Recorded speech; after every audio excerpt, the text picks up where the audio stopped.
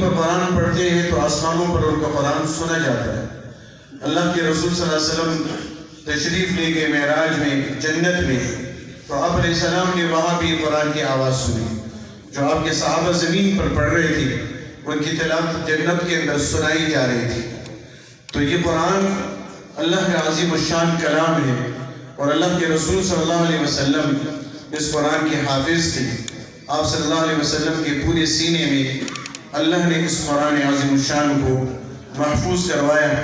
پھر جن کو اللہ قرآن کی خدمت کی سعادت نصیب کر دے، میرے دوستو دیکھیں ہمارے اساتذہ جن کو قرآن کی خدمت کی توفیق نصیب ہوئی، وہ طالب علم جن کے سینوں میں اللہ کا یہ کلام محفوظ ہوا، ان سے پاکیزہ اور مبارک سینے نہیں ہوئی۔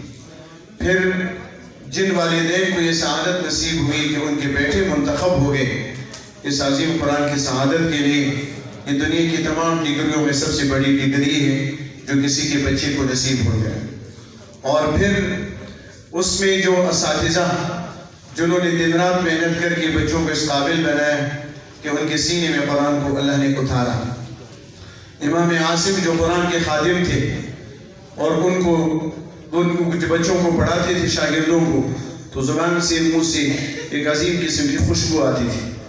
شاگردوں نے بڑے اصرار کے بعد ان سے پوچھا کہ یہ آپ کی منہ مبارک سے اتنی خوشبو کہاں سے آتی ہے، یہ کوئی عام خوشبو تو معلوم نہیں ہوتی۔ تو انہوں نے فرمایا کہ اللہ کے رسول صلی اللہ علیہ وسلم کی خواب زیارت ہوئی، اور انہوں نے فرمایا کہ عاصم تم قرآن کی خدمت کرتے ہو، تلاوت کرتے ہو، اس کو پڑھاتے ہو، تو تم قریب ہو جاؤ، تمہارے ہونٹوں کو بوسہ دینا چاہتا ہوں۔ تو اللہ کے رسول صلی اللہ علیہ وسلم نے میرے ہونٹوں پر بوسہ دیا۔ صبح سے جب میں اٹھا تو میرے منہ سے اس وقت سے اب تک یہ خوشبو آ رہی ہے۔ یہ قرآن معمولی کلام نہیں ہے۔ رات کو فرشتے جب آدمی پڑھتے ہیں تو فرشتے حدیث میں فرشتے اس کے ہونٹوں پہ اپنے ہونٹ رکھ دیتے، چومتے ہیں اور کہتے ہیں اقرا اقرا اقرا، اور پڑھو اور پڑھو اور پڑھو، اور جب تک یہ پڑھتا رہتا ہے فرشتے اس کے ہونٹوں کو چومتے رہتے ہیں۔ تو یہ معمولی کلام نہیں ہے جس کی خدمت کی توفیق اللہ نصیب فرما دے۔ دنیا اسکولوں میں، کالجوں میں، یونیورسٹیوں میں کوئی فزکس پڑھائے گا، کوئی بیالوجی پڑھائے گا، کوئی میتھ پڑھائے گا، کوئی انگلش پڑھائے گا۔ یہ علوم پڑھانے والے اپنی اپنی جگہ اصحاب کمال ہے، لیکن سب سے زیادہ صاحب کمال اور قابل قدر وہ ہے کہ جو قرآن کی تعلیم کے لیے جس کا انتخاب اللہ کرتا ہے۔ خیرکم من تعلم القرآن وعلمہ، جب جناب رسول اللہ صلی اللہ علیہ وسلم یہ فرماتے ہیں تم میں سب سے بہتر وہ ہے کہ جو قرآن کی تعلیم کے لیے جس کا اللہ انتخاب کر دیتا ہے۔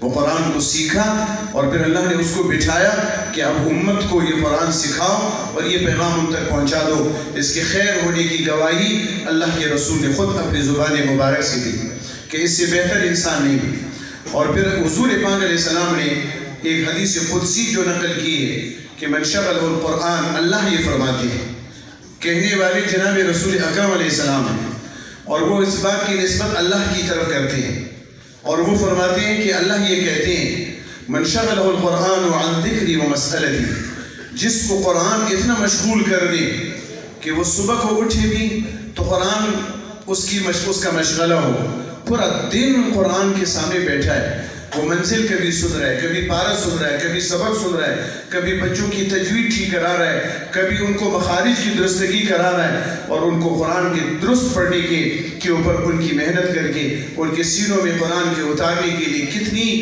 مشقت یہ آدمی برداشت کر رہا ہے۔ تو اللہ فرماتے ہیں جو لوگ میرے کلام کے اندر مشغول ہیں، آتے تو وہ افضل ما اوتی السائلین، میں دنیا میں سب مانگنے والوں سے زیادہ ان کو دوں گا، اس لیے کہ یہ جد خدا کے قریب ہے، ان سے زیادہ کوئی اور قریب نہیں ہے۔ اور اللہ فرماتے فضل کلام اللہ علی سائر الکلام کفضل اللہ علی خلقہ، اللہ کی جیسے فضیلت اپنی مخلوق پر ہے، اللہ کے کلام کو بھی اتنی ہی فضیلت مخلوق کے اوپر، کلاموں پر حاصل ہے۔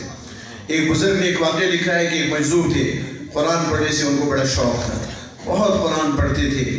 تو ایک دن کہا کہ وہ مجذوب کہنے لگے کہ حضرت قیامت کے دن جنت کے اندر اللہ پوچھیں گے کہ کیا چاہتے ہو، جو کچھ دیں گے تو یہ پوچھیں گے کیا تمنا ہے اور کیا چاہتے ہو۔ اگر مجھ سے پوچھا تو میں کہوں گا کہ میں آپ کو آپ کا قرآن سنانا چاہتا ہوں، مجھ سے دنیا میں پڑھتا تھا، آج مجھ سے سن لے، میں آپ کے سامنے آج جنت میں قرآن سنانا چاہتا ہوں۔ تو یہ قرآن کے ساتھ شوق و جذبہ۔ تو میرے دوستو، اب آدمی کی طبیعت یہ ہوتی ہے، کسی آدمی کو خوشبو اچھی لگتی ہے، کسی کو بدبو اچھی لگتی ہے. کوئی بدبو سے پریشان ہوتا ہے، کوئی خوشبو سے پریشان ہوتا ہے. کسی کو پانی اچھا لگتا ہے، کسی کو دودھ اچھا لگتا ہے، کسی کو جوس اچھا لگتا ہے، کسی کو شراب اچھی لگتی ہے. تو یہ چیزیں یہ انسانوں کی طبیعتیں جیسے بن جاتی ہے، مانوس جن چیزوں سے طبیعت مانوس ہو جاتی ہے وہی چیزیں اچھی لگتی ہیں. کچھ ایسے بھی ہیں جن کے نصیب اچھے نہیں ہیں، جن کو گانے پسند ہیں، گانے والی عورتیں پسند ہیں، گانے والے پسند ہیں، گانا گانے والوں کے گانے ان کو پسند ہیں، وہ انہی کو سنتے ہیں. رکشہ چلا رہے تو تب بھی گانا بجائے وہ گانا سن رہا ہے. اور وہ استری مستری درزی ہے، وہ کپڑے سی رہے ہیں، گانا بجا ہوا ہے اسٹور اس میں، وہ کام کر رہے ہیں اور گانے کو سن رہے ہیں. تو اب یہ اس کی مزاج میں، یہ گندگی اس کی مزاج میں داخل ہوگی، لہٰذا اس کو یہ گندی آوازیں اور گندے لوگوں کے یہ کلمات ان کو پسند، یہی چیزیں ان کو اچھی لگتی ہیں. تو یہ گندی فطرت اور گندی مزاج. لیکن جب انسان کو اللہ کے کلام سے انس ہو جاتا ہے تو جیسے ابن عباس نے فرماتے ہیں لو طابت قلوبکم ما تشبع من کلام ربکم، تمہارے دل پاکیزہ ہوتے تو تب کہ رب کے کلام سے کبھی تمہارے سینے تم سیر نہ ہوتے. ہمیشہ جی چاہتا کہ اور سنو اور پڑھو اور پڑھو. اللہ جل شانہ و نوالوں نے یہ محفل، ایک بچے کتنے مبارک اور سعادت مند ہے وہ سب جو قرآن کے حافظ بنے. اس سال، پچھلے سال کچھ کم 90,000 بچے قرآن کے حافظ بنے تھے. اس سال تقریباً جو امتحان دیں گے قرآن پاک کا حفظ مکمل، یہ آنے والے دنوں میں وہ تقریباً 1 لاکھ بچے ہیں.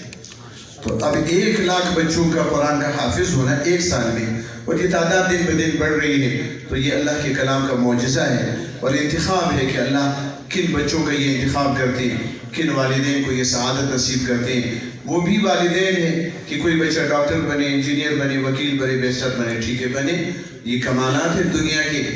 لیکن اس باپ کو ان بچوں کے اوپر اتنا فخر نہیں کرنا چاہیے جتنا فخر اس کو اس بچے پر کرنا چاہیے جس کے سینے میں خالق کا کلام محفوظ ہے.